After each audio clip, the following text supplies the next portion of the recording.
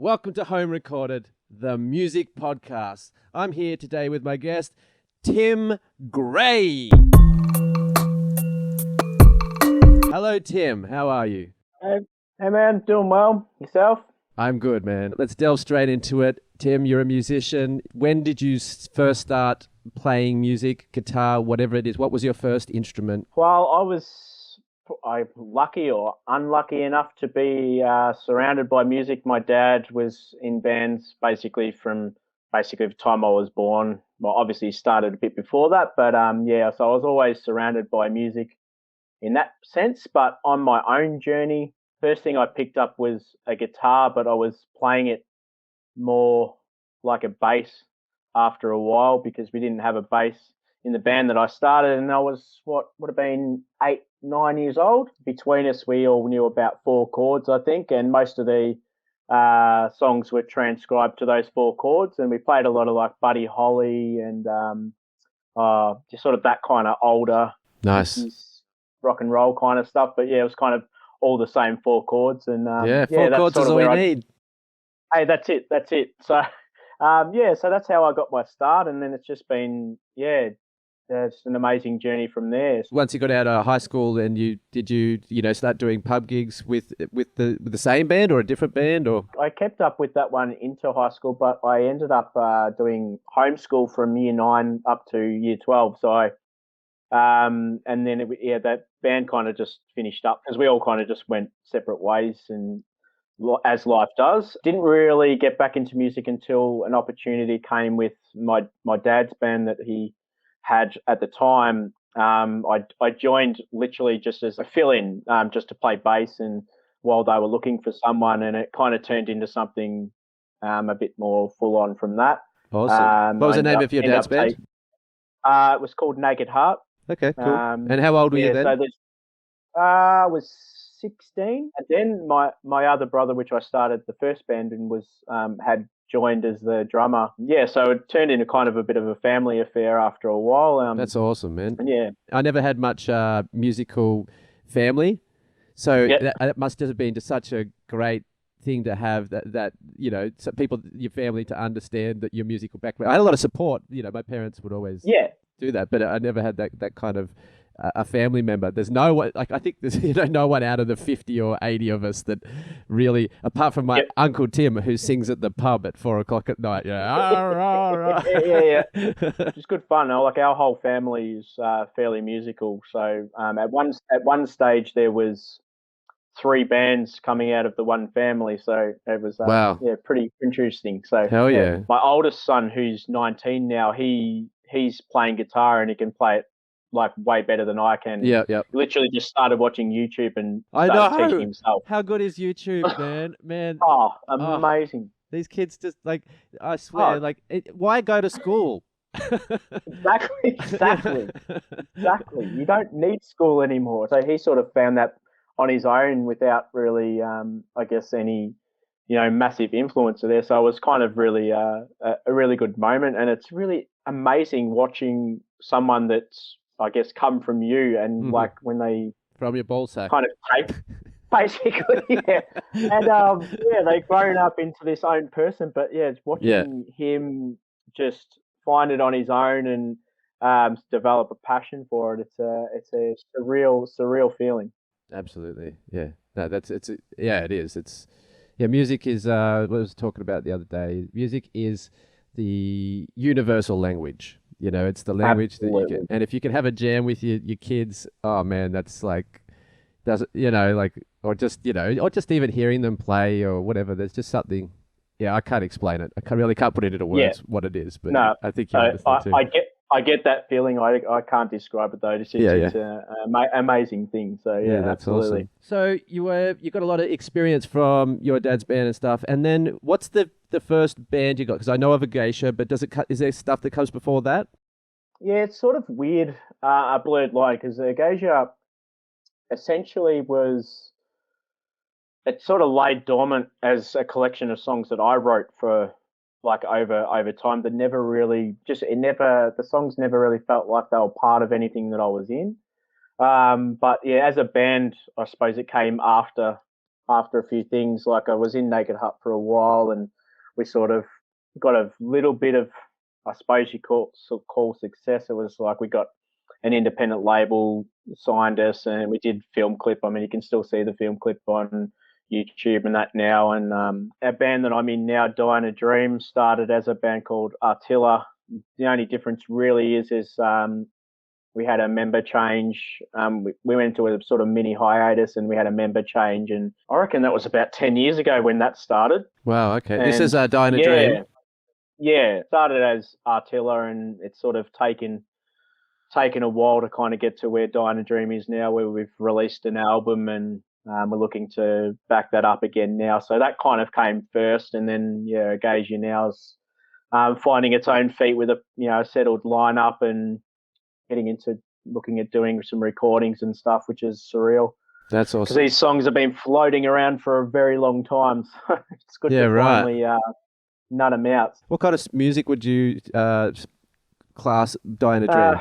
Heavy rock. Okay. It's not really metal, but it has those metal influences. There is the sort of screamy, growly singing in parts. There's also the heavy riffs and the heavy sound. So it could be identified as metal, but we have a lot of those. Like there's a lot of ambient influence there as well. A lot of soft light and shade. So it's not strictly just balls to the wall. 5-piece. Yeah, 5-piece. Yeah, just vocals in that one. We've got the two guitars, the bass, and the drums. So yeah. So that's Dying a Dream. If anyone wants to go and check that out, I'll put the link in the description of Tim's band, Dying a Dream. And then the second band that you play with, Ergasia, I've had the privilege of playing with you guys at the same gig once before at the Boogeyman Bar in Melbourne. Yes. And that's kind of when I first met you, actually. We'd known each other online for about a year, just somehow randomly sort of through connections on Facebook.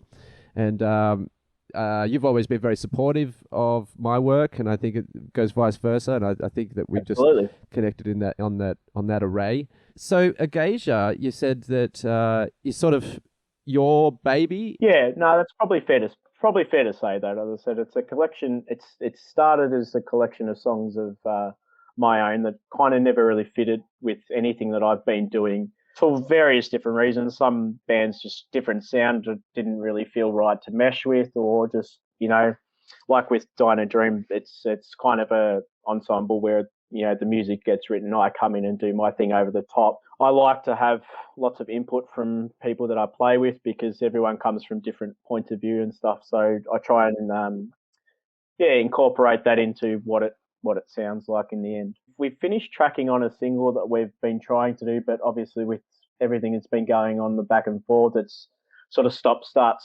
So we've basically finished one song that we're going to release as soon as we can. We've just got to go through the final final listens and the mix and the master and all that kind of stuff yet. So it's in the process of coming out, but yeah, nothing completely official yet. I'll put the links also in the description of this video of the links to Ergasia on Facebook. Would that be right? Facebook and anything else? Just Instagram. Instagram and Facebook. Okay, cool. All right. The basic two stuff. Okay, so if anyone wants to go and go like those pages or whatever, you can find out when Tim will most likely promote his next album on there, or single, and tour dates and all that kind of stuff. So you can find that out. Is there other stuff that you got going on, like in terms of just things that your solo stuff? Like I know you do a lot of you also sort of do gigs just as Tim Gray, yeah? Yeah, absolutely. Yeah.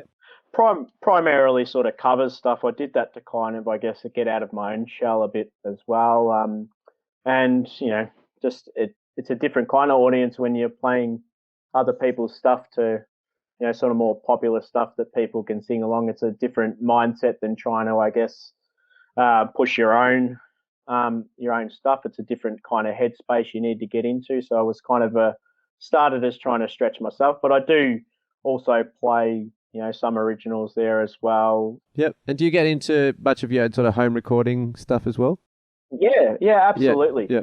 I've messed around with all that at a time. I do most of my demoing, especially for Ergasia. I do that pretty much all myself, and then send it off to the lads, and then they take with that what they will. And add their own flair, but Die in a Dream as well, singing vocals over that. But yeah, I've been sort of trying to delve into doing a little bit of, I guess, of stuff that, doesn't feature in that. It was a while ago. I had a really strong urge. It was when the fires and that were running rampant around, and I really wanted to, I guess, I felt really stuck and unable to help. The only thing I can really do is the only thing I'm really good at really is music. So I actually started putting together a song. It kind of lay dormant for a while, but I picked it up again, and I've just been sort of putting the last pieces of that together. So I will get the track out. So yeah, that's something else that I've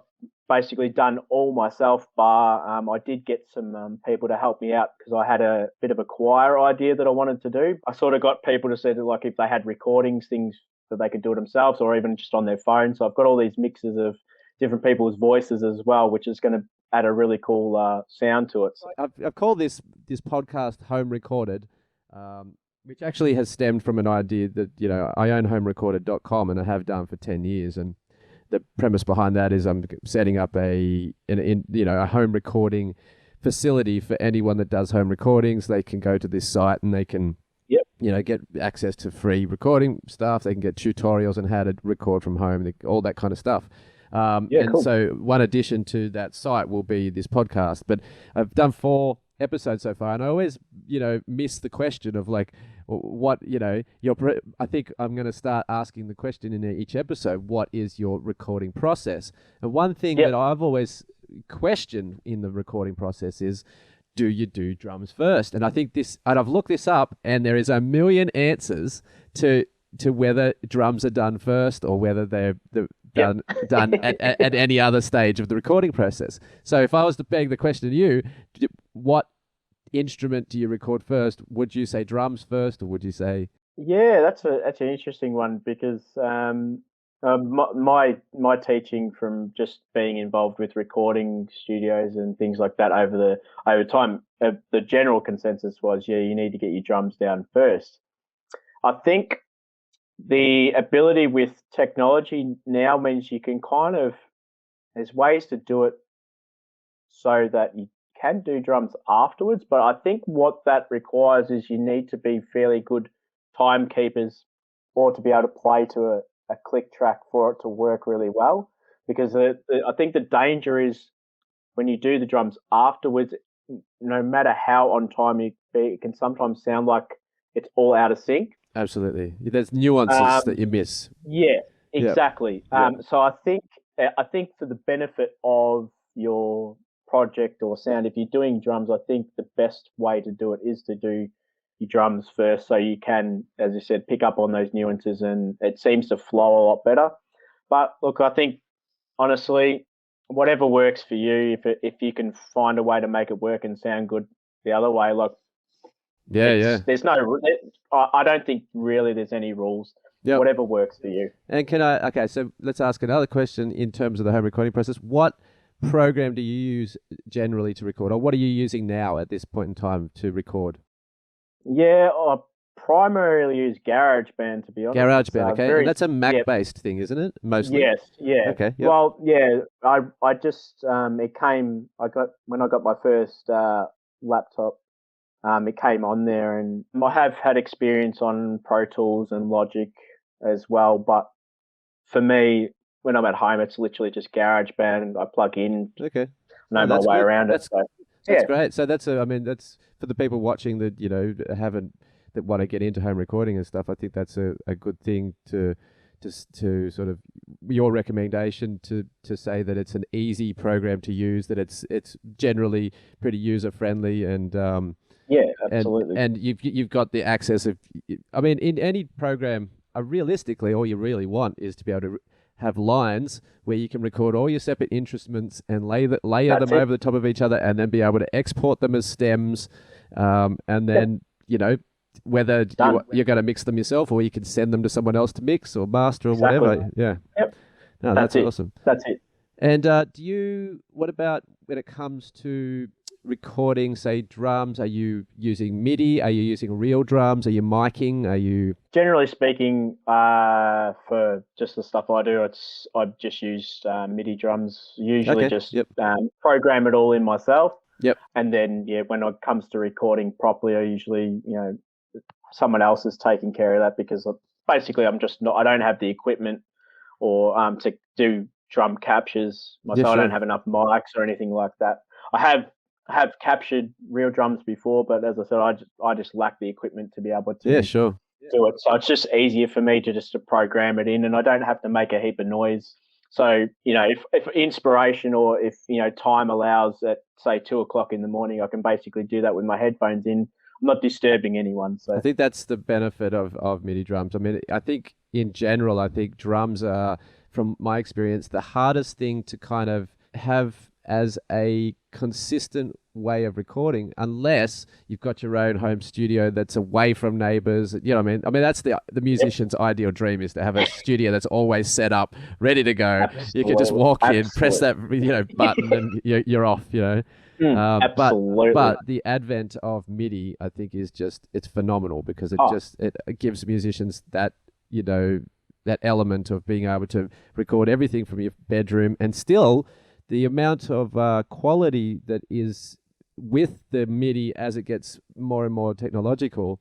It's almost indistinguishable from a studio sound, because you're getting samples. absolutely. There's a million different samples from like, different bands. Even some of the top studios in the Yeah. world, they get samples. So you're pretty much getting like top of the line Well, $100,000 recordings that you probably yeah. couldn't even get from a real drum kit. So No, well, that's exactly right, and that's the thing. Like, I remember when these programs and things started out, and they're like, the samples and things, they were just horrible. They sounded completely digital. They sounded fake.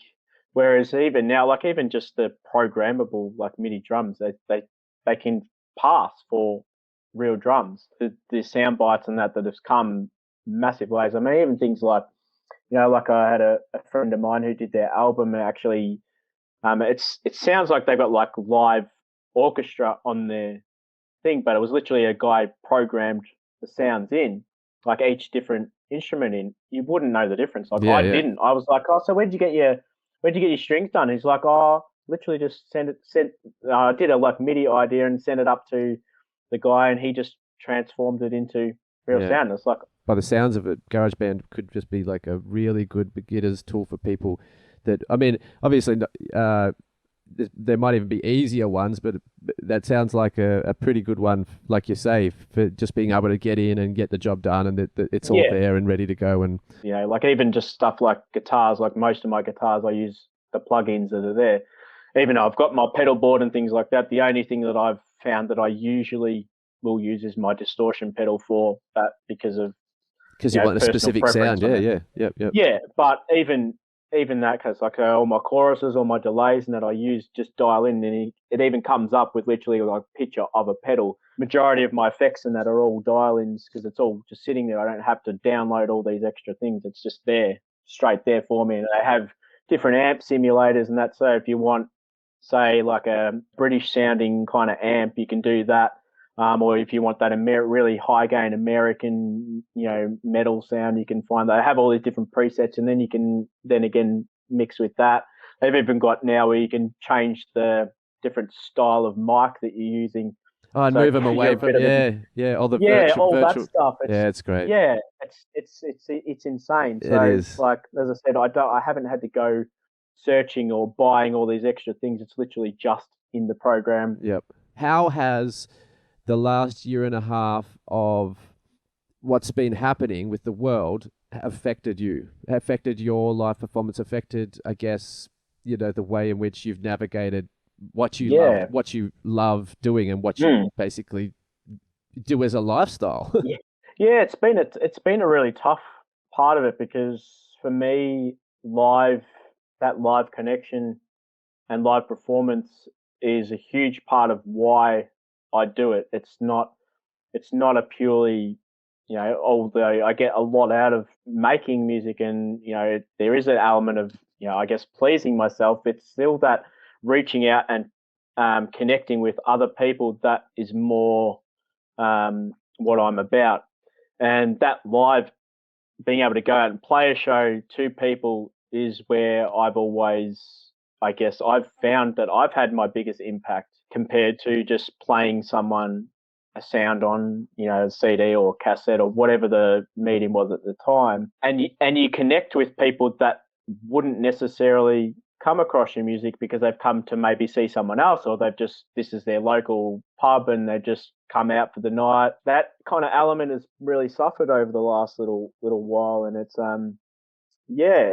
has brought a lot of questions, especially in both my bands, but we've really spoken to it in depth with Ergasia about how we were going to bridge that gap, like how we were going to, I guess, find ways of connecting with different audiences without actually having to be able to get in their faces or get to having those crossovers. Like how does it look like now? And it's still, I don't think anyone's really figured the formula out. So I think that's where we're in that fun stage of figuring out how it's going to work, or what it's going to look like. I don't think the music industry has recovered since the loss of CD sales. I think CD sales was easily some of the biggest sort of monetary input for the music industry in general, because CDs were such low cost to make, and they were great things to be able to palm off at a concert. Yeah, absolutely. And I think there was a definitely just not to go too deep into it, but I think, I don't know if this is lost or not. I always talk about it with my friends, but maybe I'm just, being nostalgic, because I think we should always move with the times. But, CDs and records and stuff, and being able to bring a record home and have, when we were younger, we'd look through I mean, I still do it. You get the artworks, and there was a lot there. Yep. A package. There was a feeling. You put the CD on, and you'd only have one of that CD, and you'd be able to focus on that one CD. I think the difference now, as the internet's come about, and you have this plethora of a billion different artists, a billion different kinds of styles of music, and it's all at the touch of a fingertips. There's a lot of word on the street that Spotify is making a lot of money, but yet giving very small amounts to the actual artists that are creating the content.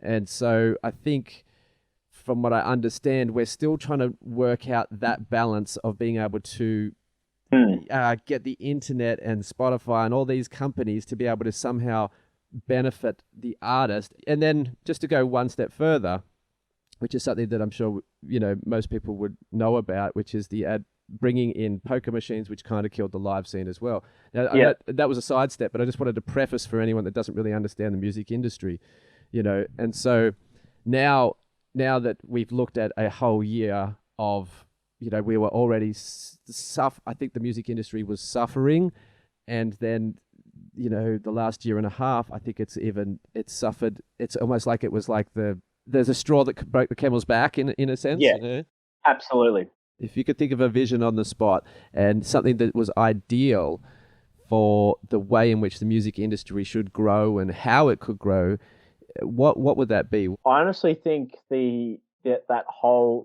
there's still a lot of people focusing on, I guess, getting signed by a label and that kind of thing. I don't think that really is a huge thing anymore, because labels stopped taking risks a long time ago, and they will only take on something that is already, a money-making wheel for them. Like, you're looking at established, well-known bands signing record deals now. The only new people that are coming out are people that are low cost, like singular artists. They can get them into a studio with all the people on their payroll, writing songs for them, playing songs for them, and then all they have to do is come in and just sing it. That's minimal cost for them, and they can make a lot of money from it. So this is for, I see a lot more independence in the way we have to approach it.